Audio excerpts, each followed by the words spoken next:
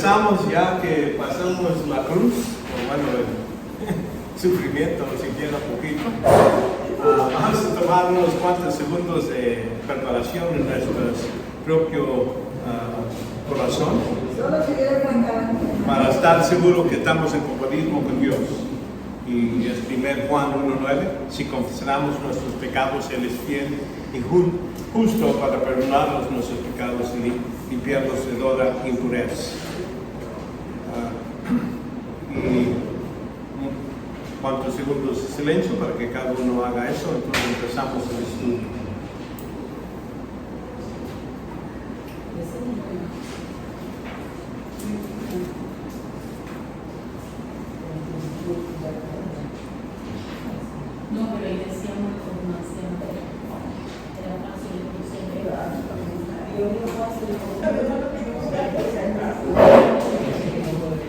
Ok, aquí ya lo oía. Número 38.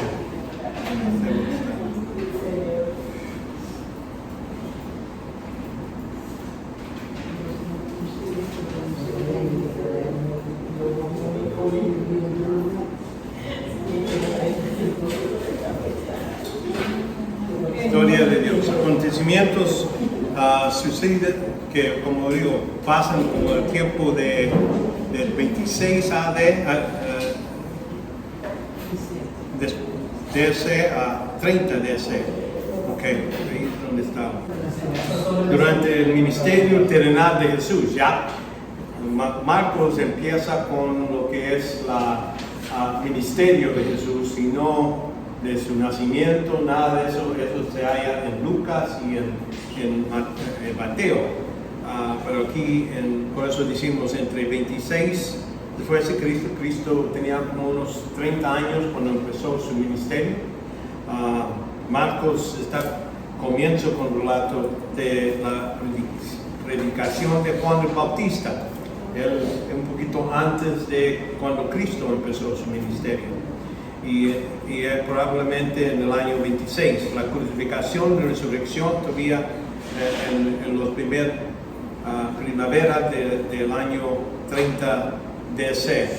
La crucificación, y entonces vemos que como encaja Marcos en la historia de Dios. Dios compra la redención, es lo que cuando decimos redención, es el paga para sacar a la gente de esclavitud y de la condenación, ¿verdad? Por medio de Jesucristo. Como en todos los evangelios, Marcos se destaca en el reino de Dios y como Cristo sufrió y es rechazado por Israel. Ya vimos en Mateo eso pasó, también se menciona en Marcos. El autor, Marcos, vemos que la fecha es Juan Marcos, quizás como 50 o 60 después de Cristo. Vemos el libro es anónimo, ahí no está dicho así como en las cartas de Pablo, yo, el apóstol Pablo, y aquí Timoteo, hablamos a ustedes, nada de eso. Por eso reconocemos que muy temprano en la iglesia, luego se conoció como de Juan Marcos, y vemos que él fue una figura secundaria en Hechos. Marcos se hizo famoso por abandonar a Pablo y Bernabé en su primer viaje, ¿verdad? Y después del primer viaje, el segundo viaje, empieza Juan Marcos y dice, no, a ese no lo voy a llevar. Pablo no quería llevarlo, y por eso vemos que Bernabé dijo, yo me lo llevo, y aquí lo partimos, vamos en diferentes direcciones. Sí. Supuestamente son parientes. Sí, Juan Marcos y Bernabé eran parientes, y después parece que Pablo cambió su mente sobre él, y en sus cartas habla de él, que es muy utilizado en el ministerio. Y entonces más tarde colaboró con la misión con Bernabé, y vemos aquí, y luego Vemos en Colosenses, por ejemplo, como lo estoy diciendo, en Colosenses 4:10. Arstiqueo, mi compañero de prisión, y me envió saludos. También Marcos, el primo de Bernabé, acerca de cuál recibiste instrucción. Si va a vosotros, recibe bien. Ahí vemos que está trabajando bien con Pablo y lo manda allá. Cuando Pedro escribió su primera carta, quizás unos años después de que Marcos escribiera su evangelio, el anciano apóstol llamó a Marcos hijo mío. Así había un gran cariño entre Pedro y Marcos. Por eso pensamos que el evangelio que decimos de Marcos, muy probable mejor se podría titular el evangelio según Pedro, porque Pedro es el que la tiró, y eso por medio de cómo relatan las cosas que suceden. Pedro estaba allí.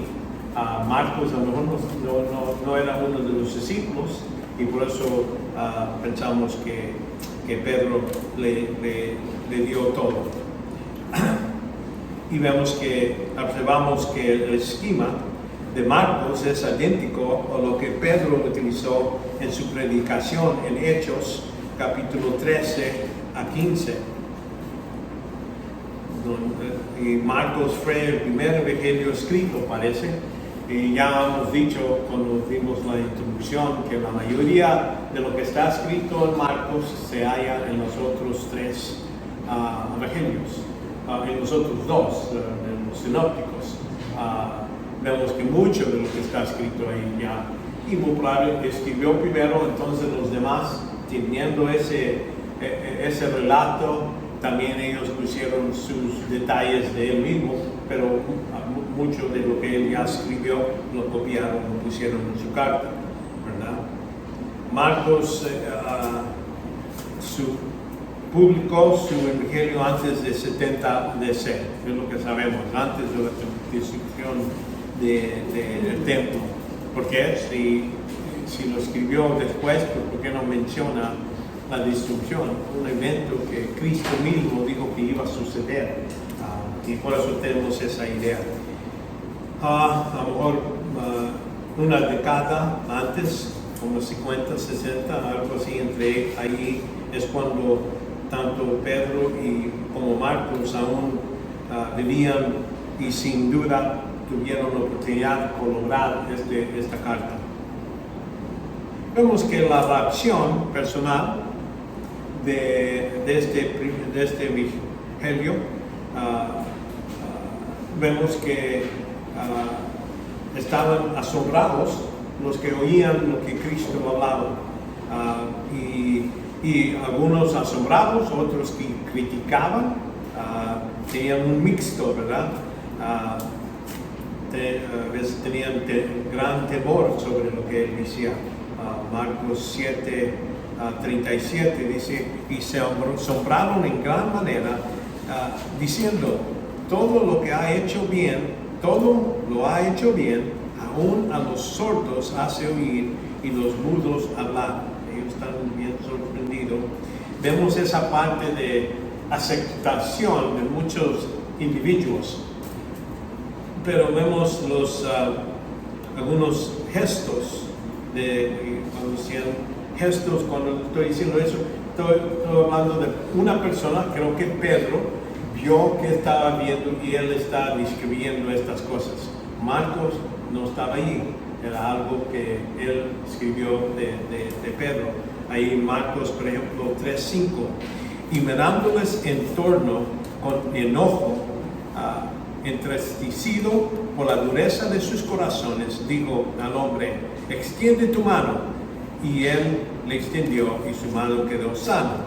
Entonces quiere decir que había una persona que estaba viendo lo que estaba pasando, y parece que Pedro es el que... Y hay varios de esos aquí en Marcos 5:41. Y tomando una niña por la mano, le dijo, tataleta cumi, que traducido significa la niña, a ti te digo, levántate. Entonces ahí vemos que estaba escrito en el griego común, pero parece que no era escrito a los judíos, porque los judíos sabían estas arameo y el hebreo, muchos de ellos. Por eso hay muchas traducciones así en el libro de Marcos, porque parece que está escrito para los gentiles. Vemos probablemente cristianos gentiles que vivían alrededor de Roma. No indica los orientes originales, ahí en la carta no dice a estos grupos, no se dice, pero por medio de estos detalles pensamos eso. No era escrito para los días, así como a veces habían traducciones de palabras, expresiones semánticas para que necesitaban explicar a gente que no era judío. Aquí en este Marcos lo escribía. Aquí, por ejemplo, Marcos 3:17 dice: Jacobo, hijo de Zebedeo, y Juan, hermano de Jacobo, quienes puso por nombre Boanerges, que significa hijos de trueno. Entonces esas son traducciones que están puestas ahí para clarificar a una gente que no tiene ese entendimiento. Vemos la ocasión.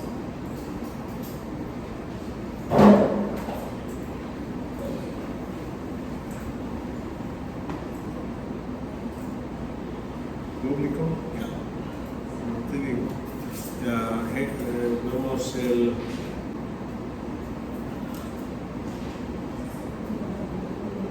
los escritores han debatado, los que han estudiado esto,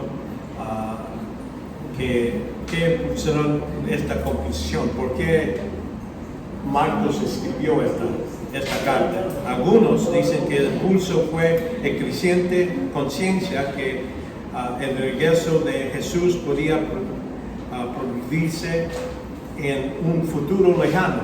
Entonces, como les digo, mucha gente estaba esperando el regreso de Cristo en pocos días. Precisamente ya murió, resucitó, ya conquistó muerte. Ahora debía de empezar el reino, pero aquí para explicarles, eso no era el propósito de Cristo en este momento. Vemos otros decían que fue escrito para los cristianos que se enfrentaban con persecución, a veces de Roma, instigado por el imperio Nerón. En el año 64 empezó a culpar a los cristianos por varios diferentes problemas, y uno de ellos empezaron a quemar Roma, y él empezó la lumbre, pero quería darle la culpa a un grupo, y empezó con los cristianos. Puesto que Marcos se había enfrentado victoriosamente, el maestro digo, había confrontado victoriosamente la injusticia de la autoridad religiosa y los políticos, también podía triunfar sin importar qué tuviera que sufrir. Ellos, por ejemplo, que Cristo, Él sufrió injusticia, Él sufrió lo que es la ira de los religiosos y el mal justo que Roma hizo a Él, ¿verdad? Y lo mató. Todo eso es los ejemplos que se ven aquí en el libro de Marcos para la gente que está pasando el mismo tipo de sufrimiento. Vemos la características literarias. Vemos que es un evangelio compuesto en griego ordinario, no era y vamos a decir, algunos piensan que algunos de los evangelios estaban escritos en hebreo o algo así, pero eso están suponiendo. La única copias que tenemos son los evangelios en griego, los más antiguos, pero eso no quiere decir que sí era posible. En un tiempo se escribió en hebreo o arameo y entonces se tradució, pero no tenemos nada para enseñar eso. Ahora, donde está diciendo Marcos, esto dice esto, a lo mejor nomás eran esas pocas palabras que están traducidas, pero no un libro completo, una carta completa. Vemos los temas.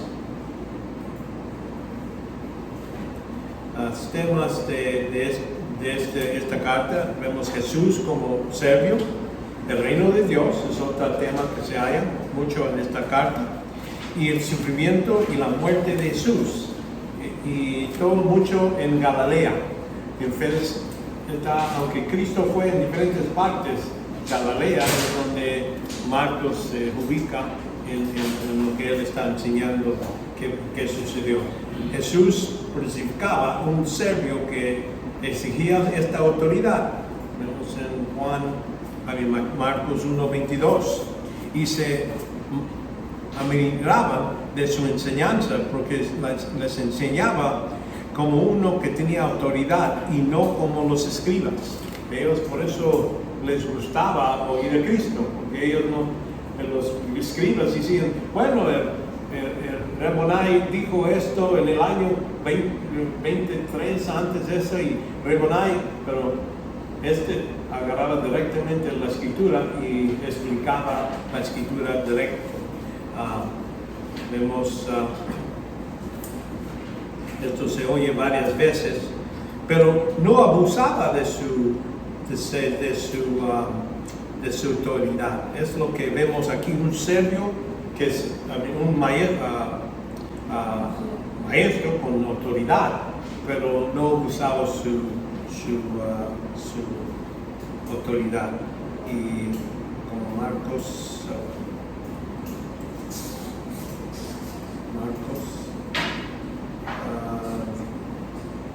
yo pensé que arreglé esto, pero no. Y se refiere a lo que sabemos que este es su tema. 18 veces habla de el reino de Dios, el reino de Dios. Nos está diciendo que esa es su prioridad en lo que él quería publicar en este libro. Pero Marcos se centró en el relato del ministerio de Jesús eternamente en Galilea, ¿no? Parece que menciona a Jerusalén y después, pero vemos Galilea, donde tomó casi todo su registro a la actividad de Cristo. Aquí en Marcos 1:14, después que Juan había sido escarcelado, Jesús vino a Galilea proclamando el evangelio de Dios y diciendo, el tiempo se ha cumplido y el reino de Dios se ha acercado, arrepiénteos y creer en el evangelio. Entonces ahí vemos su énfasis de Marcos es en la área de Galilea, a los judíos, no como vemos en Mateo menciona que fue a Samaria, pero era un corto tiempo.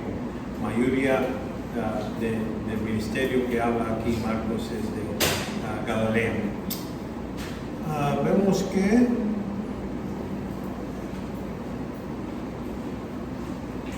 algunos elementos especiales. Marcos omite lo que es referencia de la genealogía de Jesús y comienza describiendo de su ministerio, ¿no?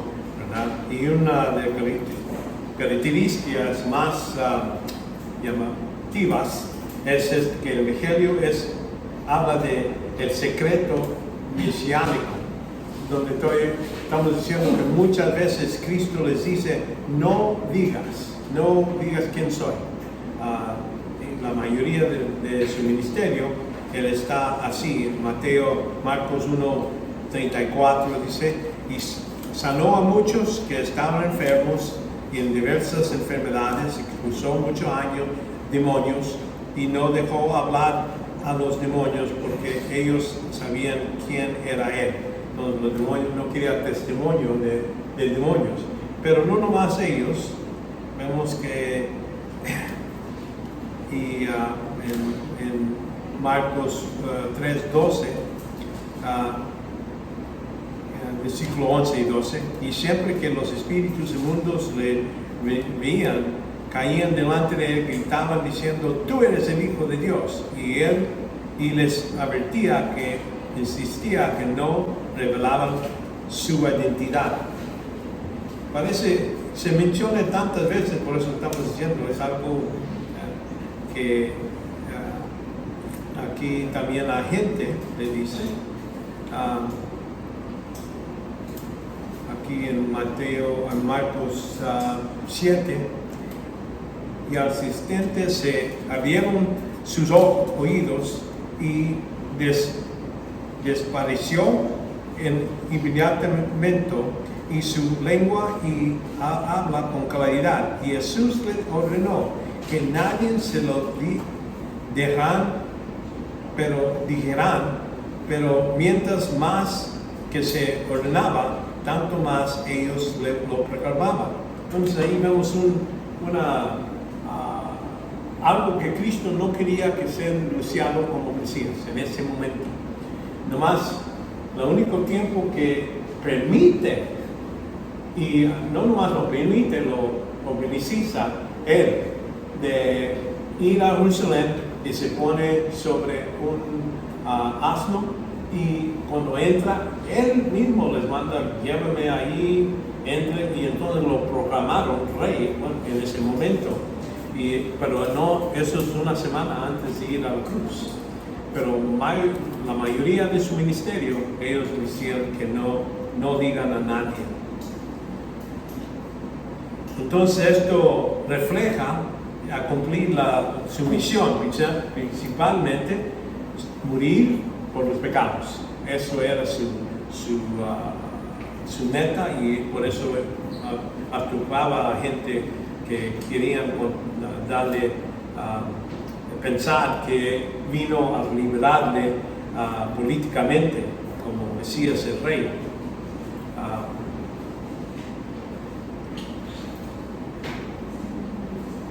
Aquí en Marcos 9:30 dice: y saliendo de ahí iban pasando por Galilea, y él no quería que nadie lo supiera, porque enseñaba a sus discípulos y les decía: el Hijo del Hombre será entregado en manos de hombres y le matarán, y después de muerto los 3 días resucitará. Pero notan aquí, versículo 32, pero ellos no entendían lo que decía y tenían miedo de preguntarle. Entonces, no entendían y no era tiempo. ¿Y por qué no entendían? Es porque Dios, el Espíritu Santo no estaba sobre ellos, y no era el tiempo para que ellos proclamaban que ya vino el reino, y especialmente ya después que lo han rechazado los líderes de los judíos. Vemos que está dividido en 2 partes.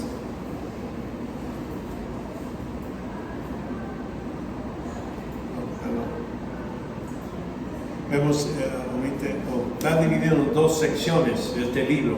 Casi capítulo 8 es su ministerio. Después estamos hablando de la última semana, donde él va a ir a la cruz y morir por todos. Vemos los últimos versículos de este evangelio. Y después de haber resucitado muy temprano, el primer día de la semana, Jesús apareció primero a María Magdalena, y de que había rechazado fuera 7 demonios, y ella fue y comunicando a los que estaban con él y que estaban levantándose y orando. Entonces, cuando ellos oyeron que estaba vivo y que ellos habían visto, se negaron creyendo. Las últimas partes de entonces después aparece a sus discípulos. Pero para mí me parece varias veces le menciona, no nomás una vez, pero durante especialmente los últimos días, me está diciendo: voy a ir, me va a matar, voy a resucitar. Pero cuando pasa, todavía no están creyendo eso. Bueno, aquí vemos la estructura.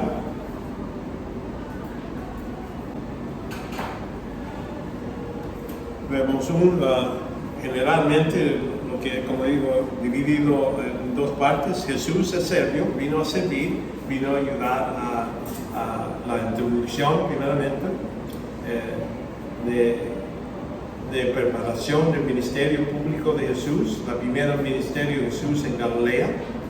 Como digo, le menciona varias veces, de capítulo 1 a 3.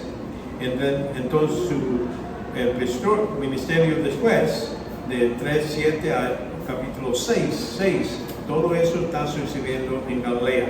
El ministerio de Jesús en Galilea y afuera de Galilea, de capítulo 6 a 8. Entonces ya esa sección del ministerio ya nomás empieza en lo que es Jesús, el rescate, ¿verdad? Cómo Él iba a venir a morir en la cruz. Mateo 8 al capítulo 16.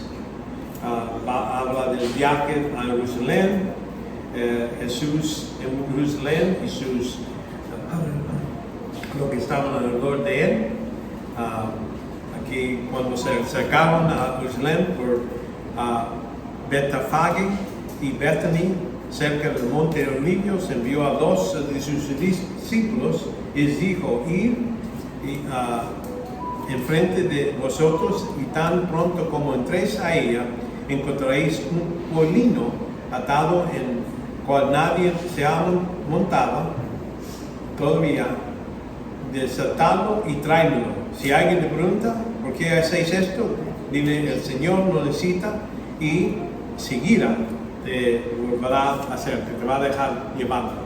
Es Dios, como que si Dios está preparando un gran anuncio de su venida a Jerusalén, presentándose como el rey, como el último, como yo lo veo, como la última vez que se presenta. Y sí, mucha gente emocionalmente lo acepta. Sí, queremos que quites estos romanos de fuera de aquí, y por eso hacen esta actividad. Pero vemos que después, en la misma semana, son muchos de los mismos que dicen que lo maten. Vemos el sufrimiento de la muerte de Jesús, capítulos 14 y 15, 2 capítulos para nomás eso. Y la resurrección de Jesús entre los muertos cerca de Jerusalén, capítulo 16, 1 a 8. Entonces vemos lo que es el término del libro, versículo 9.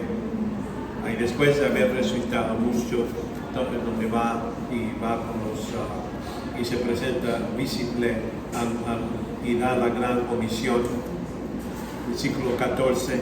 Después de apareció a los 11 cuando estaban sentados en la mesa, y los reprendió por su incredulidad y dureza de corazón, porque no habían creído a los que habían visto resucitado. Y les dijo: id todo el mundo a predicar el evangelio a toda criatura, y bautizándose será salvo, pero no creas, será condenado.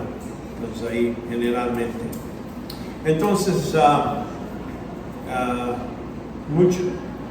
vamos a después hablar de unos problemas en los evangelios. Es una sección que alguna gente cree que no es parte del evangelio, y vamos a ver unas respuestas de eso. Entonces vamos a empezar con el libro de Lucas. El libro de Lucas, vemos este evangelio según Lucas. El título asociado con esto desde cuando empezó, vemos también Lucas es el médico cristiano del siglo I, que fue compañero de viaje con Pablo. Vemos el texto clavo de este libro. Aquí dice en Lucas 19:10, porque el Hijo del Hombre ha venido a buscar y a salvar lo que había perdido. El término Salvador se repite varias veces. Por eso vemos este pasaje. Vemos importante, si uno debe de buscar versículo que da un resumen de todo el libro o la importancia, y este es el versículo de Lucas 19:10. Como digo, lo que es el término Salvador habla de la actividad de Salvador, de Jesús, tanto el ministerio como su muerte, y tema central de este libro, así como los otros que hemos visto, ¿verdad? Como su misión era salvar a los demás, no se salvó él mismo. Aunque ahí estaba la cruz y le estaban diciendo, si eres el Salvador, pues ¿por qué no te salvas tú mismo? Y es que si él decía eso, entonces a nosotros no podía ser Salvador. Él se quedó en la cruz para poder salvarnos a nosotros. Vemos este resumen de lo que es en una frase. Jesús no solo vivió y ministró como el ser humano perfecto, sino que también murió y resucitó en una nueva vida como el Salvador de los pecadores, reconociendo que no podía ser nuestro Salvador si no se hizo humano completamente, 100%. Vemos el siguiente, el propósito de este libro. Era claramente su propósito. Ahí nos dice en Lucas capítulo 1 a 4, dice: por cuanto muchos han tratado de cumplir una historia de las cosas que entre nosotros son muy ciertas, tal como nos las ha transmitido los que desde el principio fueron testigos oculares. Manuel no está ahí, yo soy ocular, creo que no estaba allí, pero por medio de lo que muchos otros han visto, y el ministerio de la palabra. También a mí me ha parecido conveniente, después de haberlo investigado todo con diligencia desde el principio, escribirlas ordenadamente. Excelentísimo Teófilo, esta persona parece posible que estaba pagando a Lucas para escribir esta carta, este escrito. También otros han dicho que a lo mejor era parte de el requisito. Si Pablo fue a Roma, él necesitaba demostrar que él, su relato para explicar por qué está en esta condición, por qué está enfrente de este corte.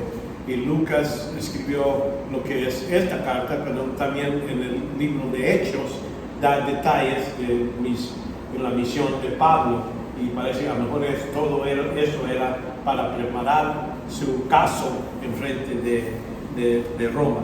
Son dos cosas que han pensado. Y esto es ofrecer el relato a los inicios del cristianismo y de información y paradigma sobre Jesucristo, que demostrar que verdaderamente era la persona que es nuestro Salvador.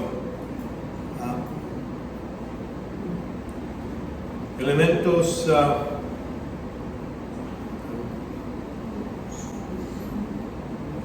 cosmovisión cristiana. Cuando digo cosmovisión, eso está diciendo cómo debemos verlo como un cristiano, ver el mundo y ver qué pasa. Lucas se centra atención a una serie de elementos de la cosmovisión.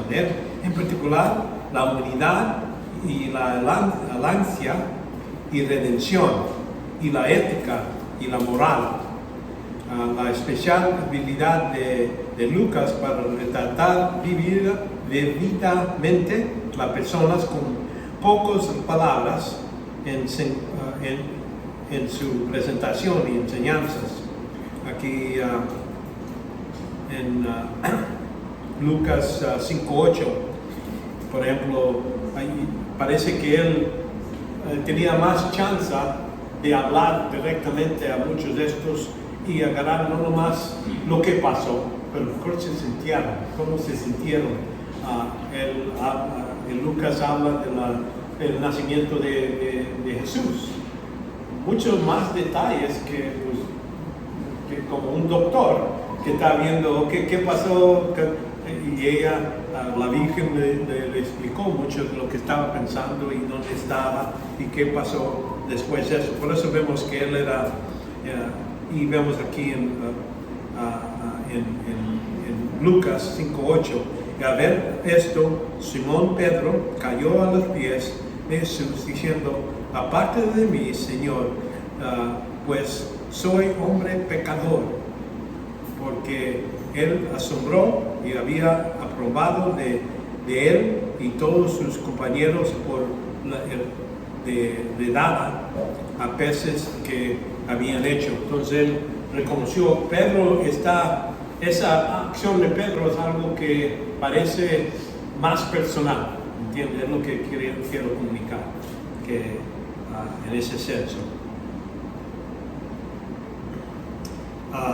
También vemos, estas son las enseñanzas que vemos aquí en este libro. Dios inicia todo relativo a la salvación. El Sechar es quiere decir que hace énfasis, lo más importante, la gloria de Dios. Desde cuando los ángeles, ahí vemos el cántico de los ángeles cuando anuncian que Cristo vino a la tierra, hasta la entrada triunfal de Cristo. Vemos donde en Lucas 19:38 dice: bendito el Rey que viene en el nombre del Señor, paz en los cielos y gloria a las alturas. Eso es lo que la gente estaba diciendo cuando Cristo entra a Jerusalén. Y entonces ya después también es la gloria de Dios. En Lucas 24:26, no era necesario que Cristo padeciera todas estas cosas a entrar a su gloria. Entonces, por eso digo, está enfatizando la gloria de Jesucristo después y lo que sucedió después de la resurrección aquí, pero es la énfasis. Vemos que Lucas da más detalles que otros, como el Hijo de Dios nació de una virgen. Da 2 capítulos, capítulo 1 y 2, enfatizando eso. El Espíritu actuó desde la concepción de Jesús hasta el gran poder de su ministerio. Empieza ahí en Lucas 1:35. Respondiendo el ángel le dijo: el Espíritu Santo vendrá sobre ti y el poder del Altísimo te cubrirá con su sombra. Por eso el santo que nacerá será llamado Hijo de Dios. El Espíritu es también el don que Jesús prometió a sus seguidores. Noten ahí, pues, si vosotros siendo malos sabéis dar buenas dádivas a vuestros hijos, cuánto más vuestro Padre Celestial dará el Espíritu Santo a los que se lo piden. Entonces ahí está ofreciendo a los discípulos el Espíritu Santo. No lo aceptan, no lo agarran esa oportunidad, pero lo está ofreciendo. Después vamos a ver que Cristo hasta sopla sobre ellos el Espíritu Santo, quiere decir, les da un poquito de potencia, vamos a decirlo en ese modo, que el Espíritu Santo, y que va a venir en el futuro. Jesús se encuentra en cada libro de la palabra de Dios. Así cuando vemos hablando a estos dos que andaban por el camino de Emmaus, entonces en Lucas 24:25 dice: entonces Jesús le dijo: oh insensatos y tardos corazón, para creer todo lo que los profetas han dicho. ¿No era necesario que Cristo predecía todas estas cosas en su gloria, comenzando con Moisés, estamos hablando de la primera parte de la Biblia, y continuando con todos los profetas, les explicó lo referente a él en todas las escrituras. Entonces, es un método de decir, Jesucristo está en todos los libros, en Salmos, en Job, está ahí. Nomás a veces necesitamos descubrirlo, pero ahí casi en todo está ahí. Y es lo que Cristo les hace una lección. Yo quisiera estar ahí en esa lección, porque sé que va a verificar todo correcto. Y el Espíritu también es el don que Jesús prometió a sus seguidores. Vamos ya cuando...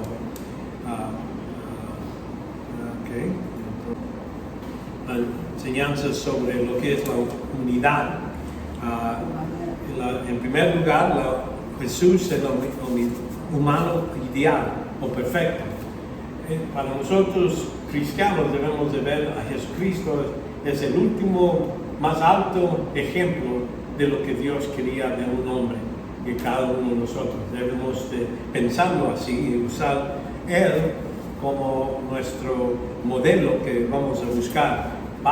Pablo después dice, sígueme a mí como yo sigo a Cristo. Entonces él no se para nomás en su ejemplo, dice como yo sigo a Cristo, ¿sí? Y es lo que debemos de pensar.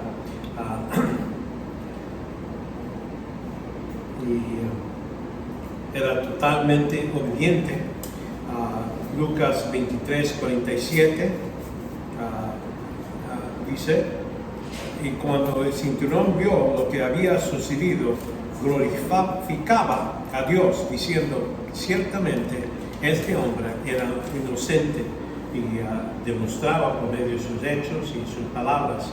Ahí están los soldados, están acostumbrados a gente muriendo, diciendo cualquier cosa, pero evidentemente era algo que le impactó a lo que Cristo dijo y lo que sucedió en la cruz.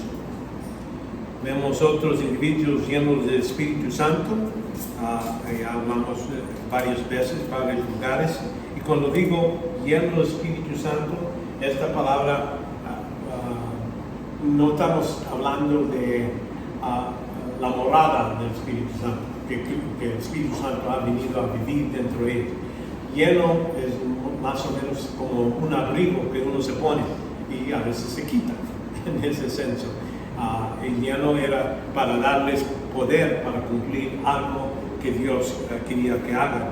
En ese caso, aquí en Lucas 1:14, y tendrás gozo y alegría, y muchos se regocijarán por su nacimiento.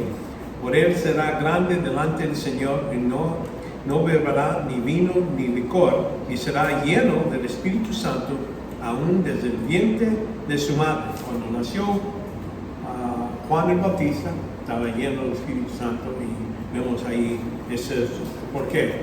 Es que Dios lo apuntó para precisamente una obra, anunciar el Rey que iba a venir. Aquí otra persona que vemos que estaban llenos en capítulo 2 de Lucas 25, dice, y había en Jerusalén un hombre que se llamaba Simeón, y este hombre justo y piadoso esperaba la consolación de Israel, y el Espíritu Santo estaba sobre él.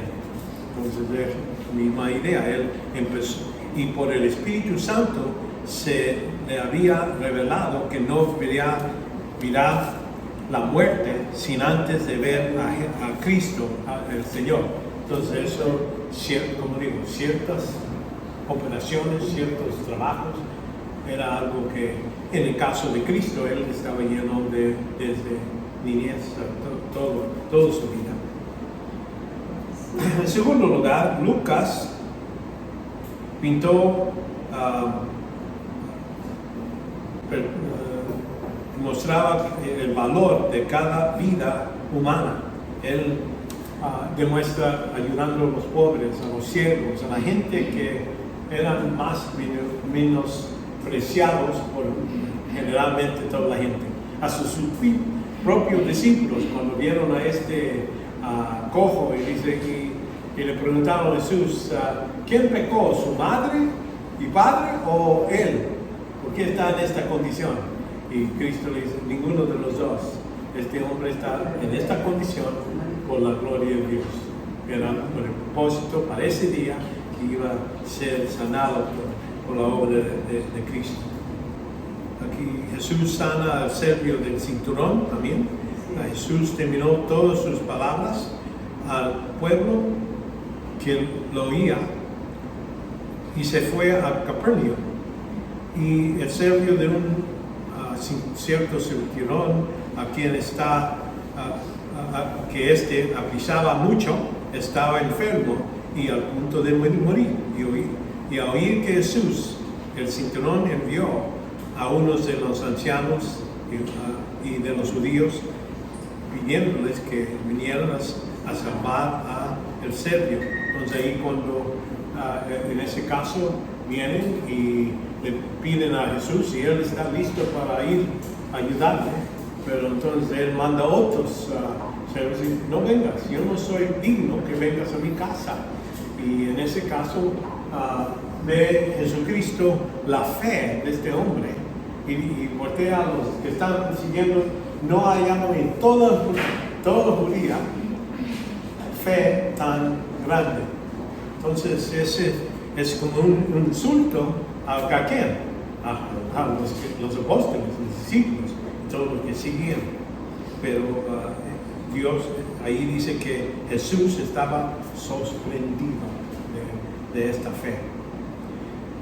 Vemos también que las mujeres ocupan un lugar importante. 43 veces se menciona en la escritura aquí. Especial, parece que interés especial, la viuda de Naín en capítulo 7. Vemos la mujer pecadora, capítulo 7, 36 a 50. Y vemos que algunas mujeres que sirven a Jesús con sus necesidades, sus bienes, ¿verdad? Aquí en Lucas 8, capítulo 8, 2 y 3, también algunas mujeres que habían sido sanadas de espíritus malos y de enfermedad, María, llamada Magdalena, de la que habían salido 7 demonios. Entonces venía Cristo, no nomás los 12, pero a veces mujeres que ayudaban en todo, en el ministerio. Vemos después Pedro, vemos esa misma atención, que ellos ayudaban en el ministerio, colaboradores. Los que lloraban, gritaban por Jesús, cuando Él está yendo al Calvario, capítulo 23, y le seguían una gran multitud de pueblo y de mujeres que lloraban y se levantaban por Él. Entonces ahí vemos Lucas tiene mucha atención a lo que están haciendo las mujeres en este libro. Interés por niños también. Vemos las infancias de Juan el Bautista y entonces se menciona varios niños cada vez en Lucas 7, 12, y cuando se acercaban a la puerta y de la ciudad le sacaban afuera a un muerto y hijo único de su madre, y ella era viuda y un grupo numeroso de la ciudad estaba con ella, y entonces él le sana a su hijo. Vemos capítulo 8, capítulo 9, menciona varias veces donde habla de niños. Entonces ahí vemos la unidad, cómo Dios, Jesús, no nomás vino a cumplir su obra, ir a la cruz, pero su interés en personas que estaban desechadas por la sociedad, no eran tan importantes a ellos. Hasta los discípulos, ¿se acuerdan? A veces le decían, no te acerques, no, y le dicen, no, deja que los niños vengan, porque así son los que entran al reino, que vienen con total fe,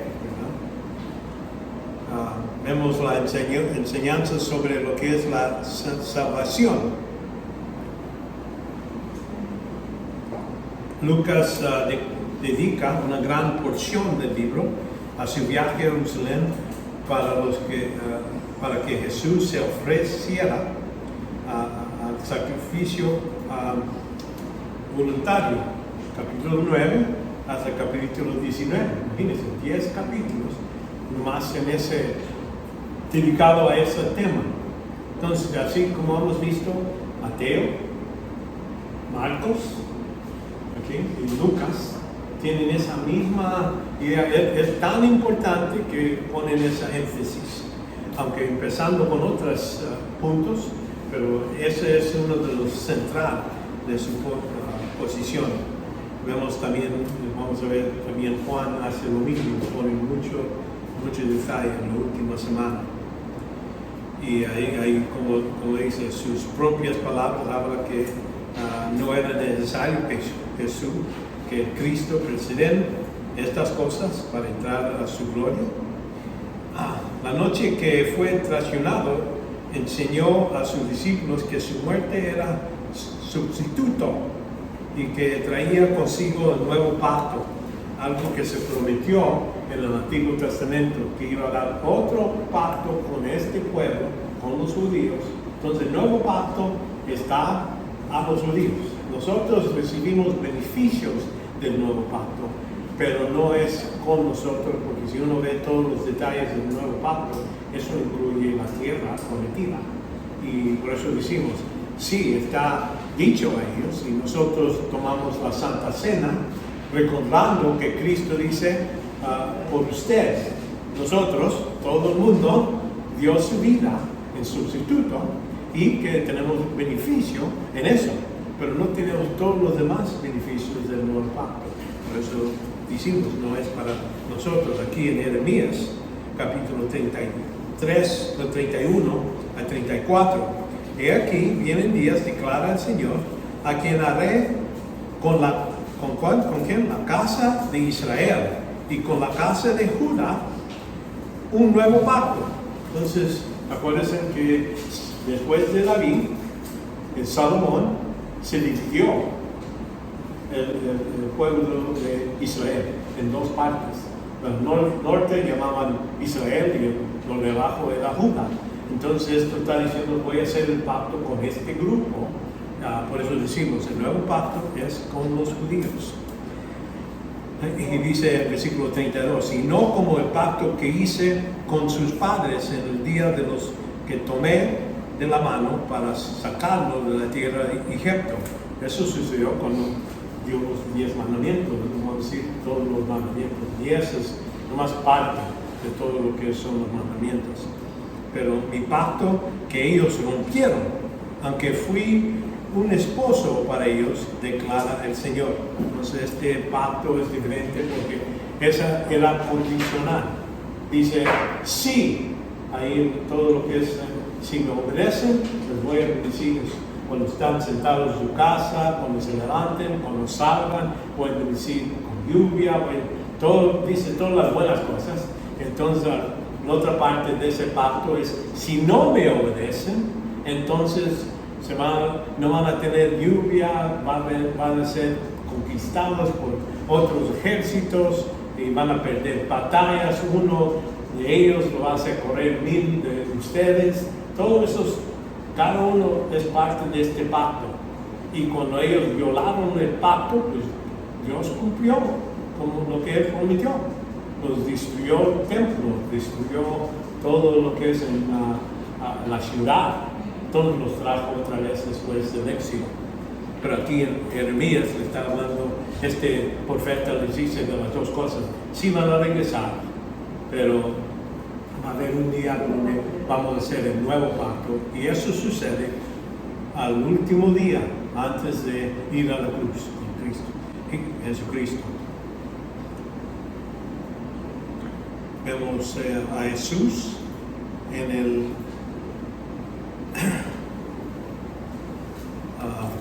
en Lucas escribe principalmente para los gentiles y se centra en Jesús como Salvador de los judíos y gentiles, ahí donde están combinados. Y Lucas muestra compasión de Jesús por los pobres y los oprimidos, como les ha dicho. Vemos varios ejemplos donde Él está está yendo a la cruz, ya va a morir y como quiera. Hay dos ciegos que les llama y dicen, queremos que vengas aquí, ayúdanos. Y los otros están diciendo, no le molestes al maestro. Y en lugar de decir, está bien, sí es cierto, yo voy por algo muy importante, voy a la cruz. Él va y dice, no, párate, voy a ayudar a estos dos ciegos. Antes de ir, aunque estaba más importante es ir a la cruz, él espera y les ayuda a ellos, demostrando esta idea de su compasión por todos.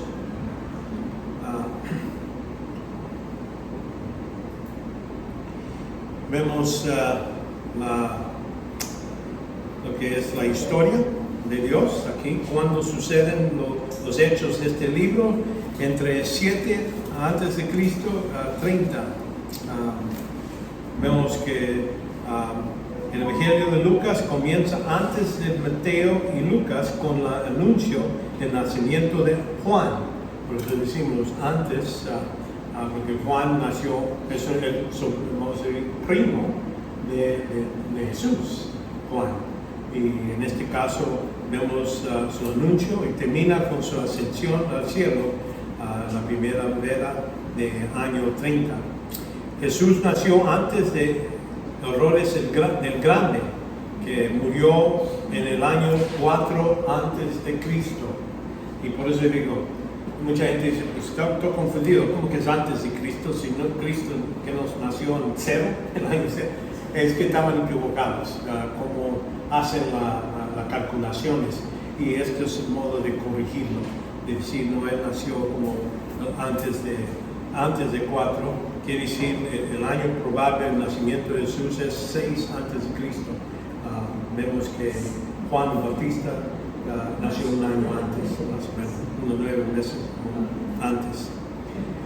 Vemos que Piloto, gobernador de la Judía, 26 o al 36 después de Cristo, puede ser la discusión sobre el año de la crucifixión. Cristo se centra en el torno de estos años. El ministerio de Juan comenzó el año 15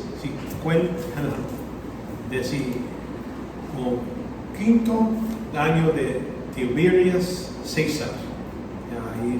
Ahí vemos esta nota aquí en Lucas 3:1. En el año 15 del imperio Tiberio César, siendo Poncio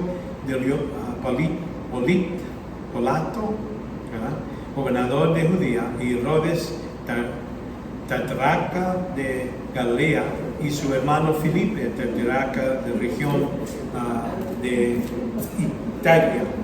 Y bueno, todas esas palabras. Y durante el sumo sacerdote de Anás y Caifás. Entonces ahí un detalle es que habían dos sumos sacerdotes al mismo tiempo. ¿Y por qué?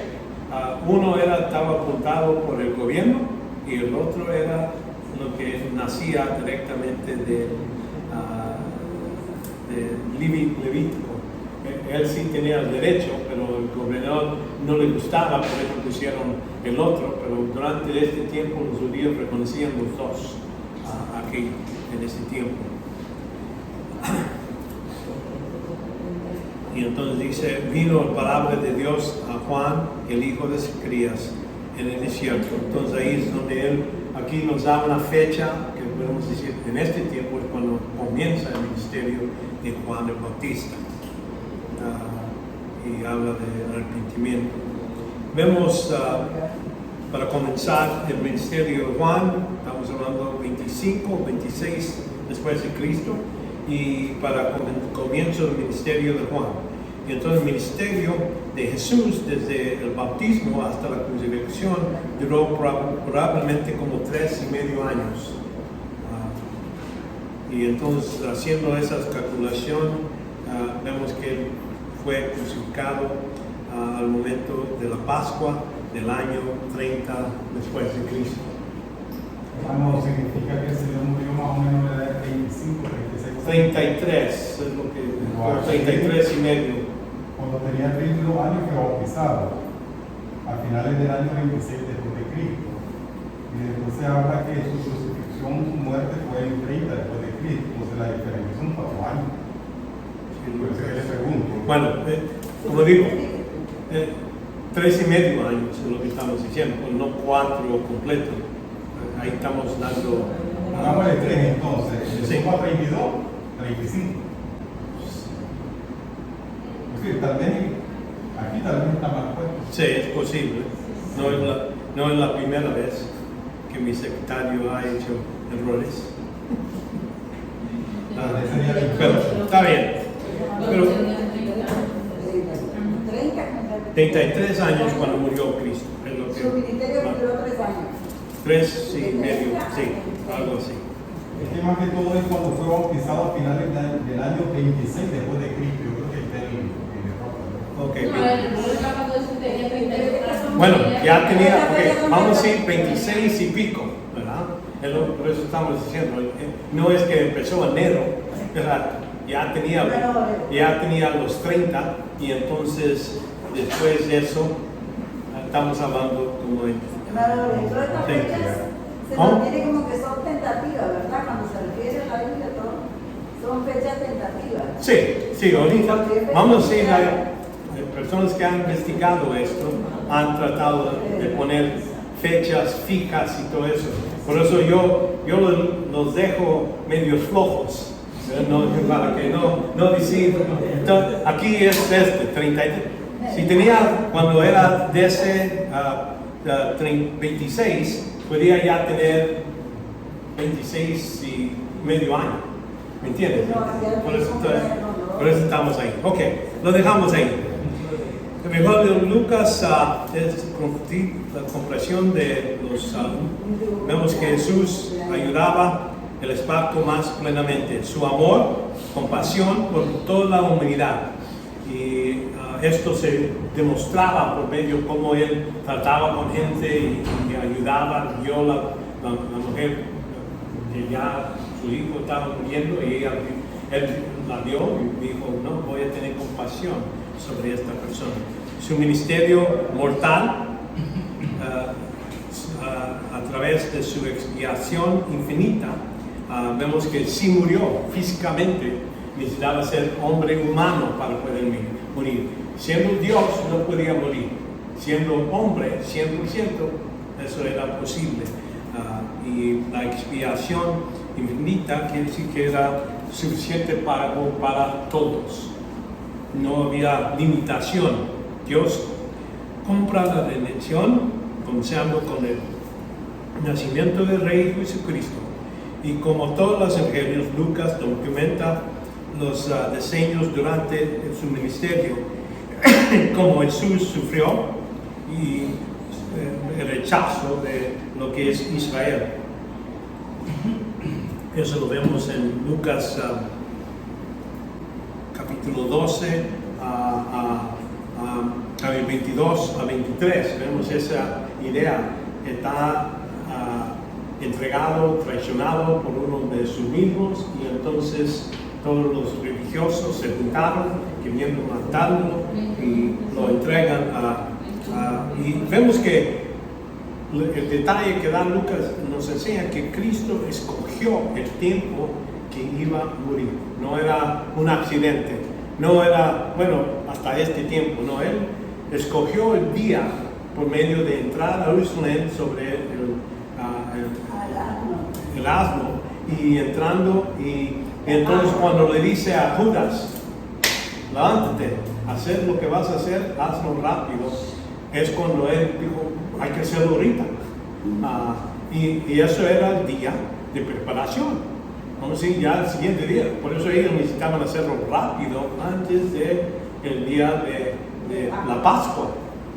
Y porque no querían estar sucios y no se debía dejar un cuerpo arriba en la cruz durante el tiempo de la Pascua, que se hace a las 6 del día que Cristo murió. Lucas quizás escribió esto como 60 o 61 después de Cristo.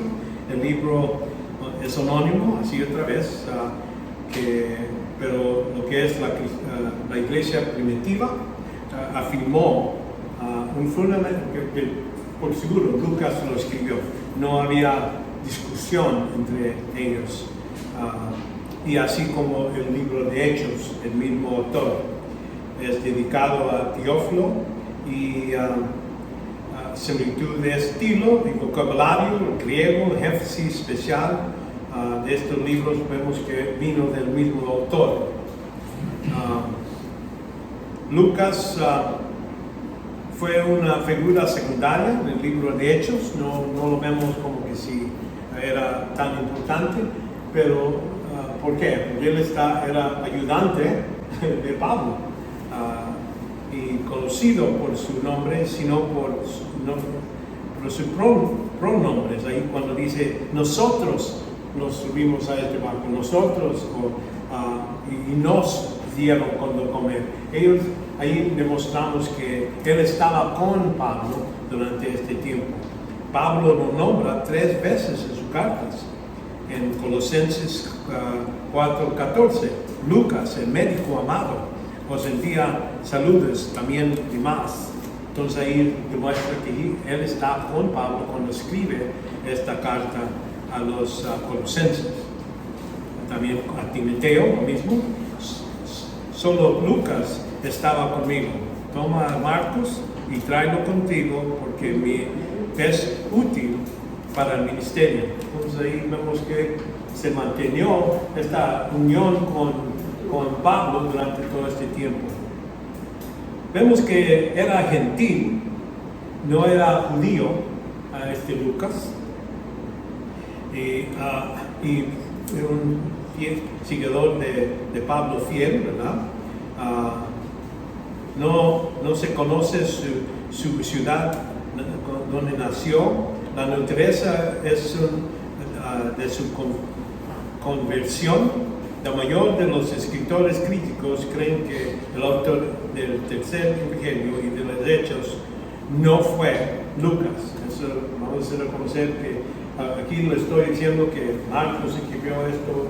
No hay algunos que ponen otras cosas, pero no tienen, vamos a decir, fijo algo que pueden apuntar a la escritura diferente de lo que hemos llegado a concluir. Que Lucas escribió esto y Marcos escribió su carta y Mateo.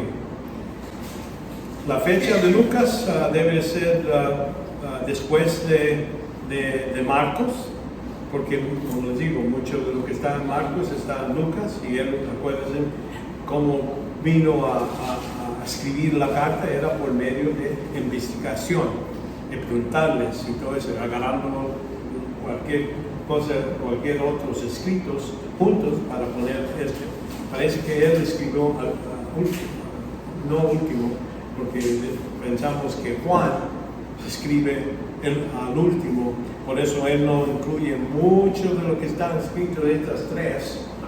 Juan nomás escribe, hay muchas cosas que nomás él en el Evangelio de Juan tiene eso, pero Marcos parece que él incluyó mucho de Marcos. Entonces se publicó en los años 61, 62, algo así. Vemos quién es los primeros públicos que leyeron esta carta. Primero reconociendo que Trófilo, Teófilo, es un gentil cuya residencia no se conoce, pero vemos que desconoce, pero Lucas dedicó exactamente a él esta carta de Lucas, el Evangelio de Lucas, y también el libro de Hechos.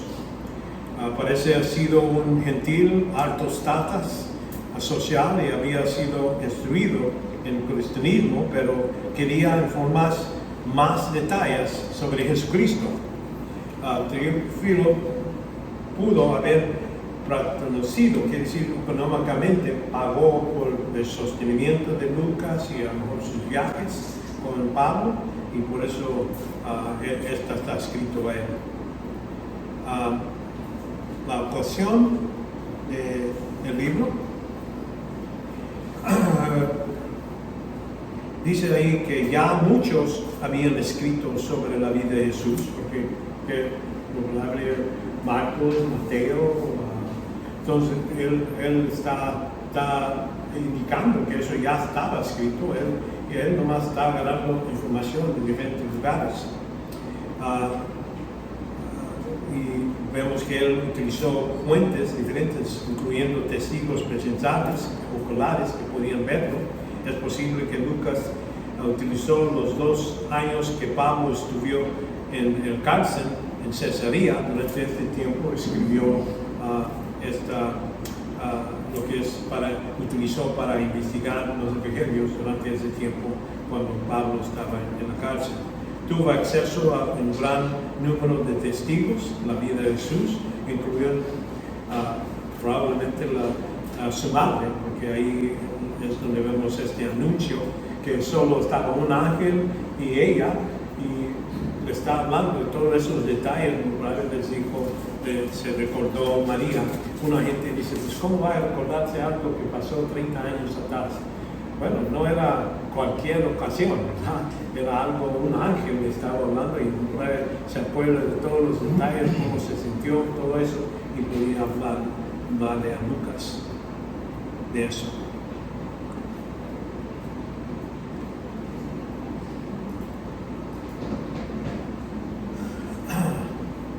Vamos a lo que es el género y estilo de este libro. Fue en griego, koine, excepcional. Es decir, la persona que escribió esto era muy educada.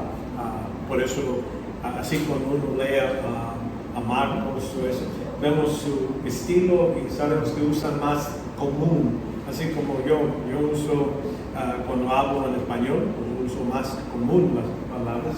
Pero estaba hablando de cosas médicas, por ejemplo, cuando habla de la sangre y la agua, él usa los términos más técnicos sobre la sangre, y el agua no es más agua, así, pero el serum, ¿cómo se llama? El suelo de la carne. Y es lo que pasa cuando se divide la sangre en partes, el suelo se queda y se queda y se separa lo que es controlado cuando viene con la oxígeno. Pero él escribe mucho. Profesio es griego clásico. El resto del capítulo 1 y 2 se lanza a estilo hebreo, aunque, como digo, Lucas no era hebreo, pero parece que sabe que va a haber gente que va a leer su libro. El cuerpo del evangelio está escrito en excelente griego, koine, y amplio vocabulario de Lucas en su cualidad, estilo, señal como un hombre educado, así como lo menciona en Colosenses. Pablo dice al médico amado, y él dio atención a Pablo cuando él estaba en la cárcel, y sabemos que tenía un problema, parece lo que dice aquí Gijón, de Satanás. Es posible que eso era parte de cómo él le ayudaba a Pablo. Lucas era más consciente que estaba escribiendo una historia, entonces muchos de ellos nomás empiezan a hablar, pero él está seguro de lo que está haciendo, y como vimos en Lucas 1:3, también a mí se ha parecido conveniente, después de haber investigado todo diligencia, para escribir esta historia histórica.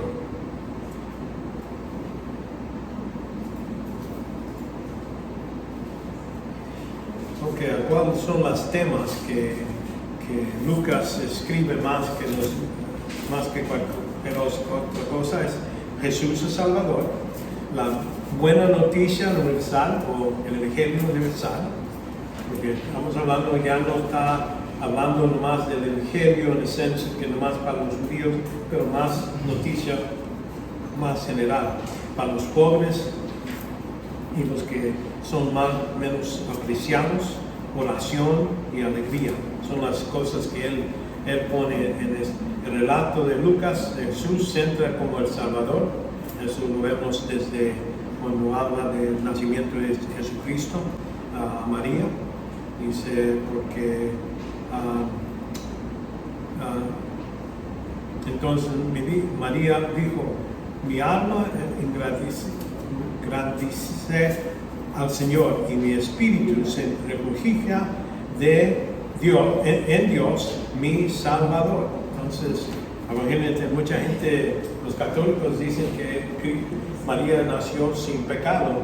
Aquí nos dice que ella dice, yo también necesito Salvador. Dice, mi Salvador. No es como que ella era tan inocente, tenía la que es la naturaleza pecaminosa como todos nosotros. Como tal, su nacimiento trajo buena novia nueva a todos los pueblos. En su ascensión encargó a sus seguidores que salgan y anuncien a todos, ¿verdad? Versículo 46, capítulo 24, 46 a 47. Así está escrito que el Cristo crecerá y resucitará entre los muertos el tercer día, y en su nombre se predica el arrepentimiento para el perdón de los pecados y todas las naciones, comenzando desde Jerusalén. Y entonces aquí nomás se dice Jerusalén, comenzando con los judíos. Ya después, en Hechos, nos dice que se hace expansión, dice a los judíos, a los de Samaria, entonces a todo, afuera de todo el mundo. Es lo que es el libro de Hechos, es un libro de transición que demuestra cómo se sigue anunciando el reino, hasta Pablo anuncia el reino, pero el comienzo de la iglesia, el capítulo 2, hasta el fin, vemos que ahí está la iglesia. Lucas, vemos que, como digo, este evangelio muestra que Jesús en oración 24 veces. Tan importante que hay que reconocer en la oración que Cristo, la mayoría de veces de su oración nomás era privado. Cristo se apartaba y se pusía a orar a su Padre.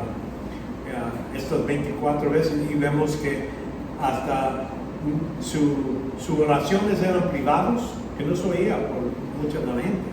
Hasta sus discípulos necesitaban venir a Jesucristo y dice, enséñanos a orar. ¿Por qué? Porque no lo oían orar. Y ahora les dice, ahora en este modo, en este método, no está diciendo, repite estas palabras cada vez, Padre nuestro, hay que decirlo así, pero la idea les dio un modelo de cómo deben de orar. Y estas 24 veces menciona su hábito de salir. Y aquí cuando le preguntan en Lucas 11, 1 a 4, aconteció que estaba Jesús orando en cierto lugar, cuando terminó, quiere decir ya terminó de orar. No, ya. Entonces le dijo a uno de los discípulos, Señor, enséñanos a orar, así como Juan enseñó también a sus discípulos. Y él les dijo, cuando ores, decid, Padre, santificado sea tu nombre, venga tu reino. Entonces ahí está hablando de que venga tu reino. ¿A quién? A los judíos. Otra vez esta oración es a los judíos. Pero la idea es eso, hay que decirle a Él nuestro Padre. Cuando ya somos nacidos otra vez, ya somos parte de los hijos de Dios. Y esto quiere decir más que otros evangelios. Demuestra claramente la alegría, varias veces habla de la alegría. En Lucas 2:10 dice, y más el ángel les dijo, no teméis, porque he aquí os traigo buenas nuevas de gran gozo y serán para todo el pueblo. Porque ha nacido hoy en la ciudad de David un Salvador, un Cristo, el Señor. Okay, entonces ahí vemos y esta noticia debía llevarse a la gente. Jerusalén, como el centro de acción, vemos 31 veces. Recuerden que Marcos estaba en Galilea. 31 veces se menciona a lo que es Jerusalén. Aquí en Lucas 2, cuando viene al templo, ¿dónde está? Jerusalén, el templo. Vemos capítulo 23, ya al fin del ministerio de Jesús. Pero Jesús, volviéndose a ella, diciendo: hijas de Jerusalén, no lloréis por mí, llorad más bien por vosotras mismas, por vuestros hijos, porque he aquí vienen días en que dirán: dichosas las estrellas y los vientres de nunca concibieron, los suelos de nunca cayeron. Entonces ahí cuando está yendo la cruz, el centro era Jerusalén. Por eso digo, 31 veces quiere decir está centrado en esa capital de los judíos.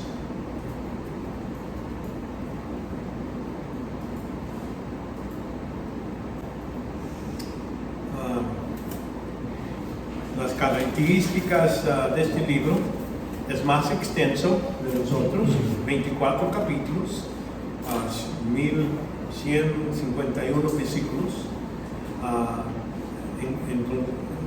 Lucas es conocido por una serie de características literarias sorprendentes. En los 2 primeros capítulos relata 4 poemas maravillosos, ¿verdad? En la sección inmediata, incluyendo una serie de parábolas de Jesús que no se encuentran en ningún otro de los otro lugar, en particular el hijo pródigo, es lo muy conocido. Ese es uno que nomás se halla en Lucas, el buen samaritano, ¿verdad? Al final de la narración, en forma de apariciones de la resurrección que no se encuentran en ningún otro evangelio. Bueno, sí se menciona que se vio por las mujeres, se vio por los discípulos, pero ahí da más datos, más información a quién y cómo eso sucedió. El énfasis de Lucas pone en Jerusalén, como hemos dicho, 31 veces, puede servir pauta textual del libro. En primer lugar, la infancia y los primeros años del ministerio de Jesús, estamos hablando en Jerusalén.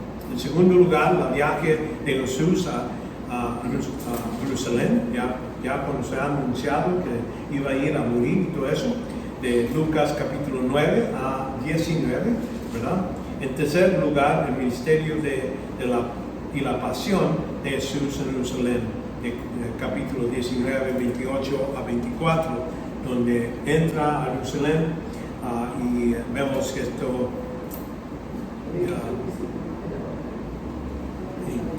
iba a buscar esto, pero no lo veo. Porque no lo veo.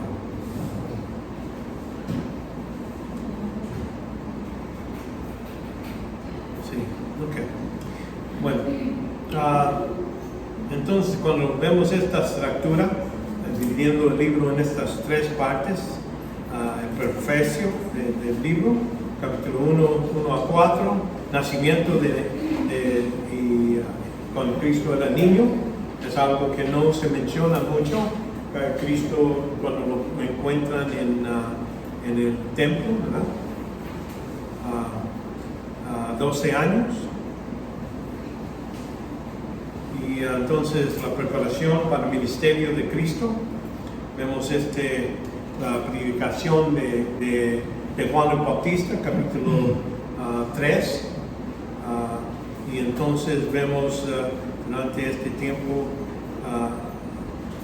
habla de él, que es su voz clamando en el desierto. Vemos muchos detalles que parece que está presentando a Juan el Bautista como el profeta Elías, pero en verdad es como una sombra de la profeta Elías, pero no es verdaderamente Elías. Porque la profecía dice cuando Cristo viene, se va a preparar el camino por medio del profeta Elías y entonces va a empezar el reino. Durante la tribulación viene Elías con Moisés. Son los 2 testigos y esos van a anunciar y preparar el camino para que venga Jesucristo. Y mucha gente que empieza la tribulación, todos son incrédulos, pero aquí son esta preparación entre ellos y los 144 que vienen. Pero ahí vemos que Juan el Bautista tiene gran lugar por preparar por la primera venida de Cristo. Entonces vemos su ministerio en Galilea, de capítulo 4 a 9. Entonces empieza su viaje a Jerusalén. Y ahí es donde vemos también es la segunda parte, Lucas 9 a 19, este viaje. Y el ministerio en Perea es otro lugar que aquí está Jerusalén, Perea está al otro lado de Jordán, y aquí está Perea, si lo buscan a mapas.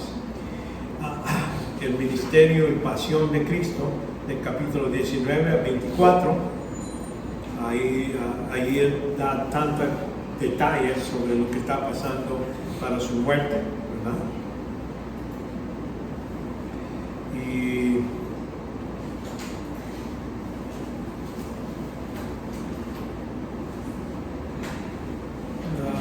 vemos aquí la traición de Judas. Acaba la fiesta de los primeros panes sin levadura, llamada la Pascua, y los principales sacerdotes y los escribas buscaban camino cómo dar muerte a Jesús, pues temían el pueblo. La razón que lo querían hacer escondido en la noche es para no levantar a la gente. Había mucha gente que sí aceptaba a Cristo y eran creyentes, pero ellos lo hicieron en escondidas. Y entonces Cristo resucitado, vemos en capítulo 24, 1 a 53, nos da todos esos detalles que, como les dije, no se halla en otro evangelio. Bueno, ahí vamos a parar y vamos a orar. Padre nuestro, queremos dar gracias que nos has dado este tiempo para ver tu palabra, ver estos evangelios, Padre. Ayúdanos a comprender más y más de lo que hiciste para nosotros. Ayúdanos por medio de tu Santo Espíritu, clarificar algunos puntos que mejor no estamos viendo, Padre, y que ya que regresemos a nuestro lugar de descanso, Padre, que nos dé fuerzas y todo lo que necesitamos para otra vez regresar a esta clase. Y pedimos, Padre, todo esto en el nombre de Jesucristo. Amén.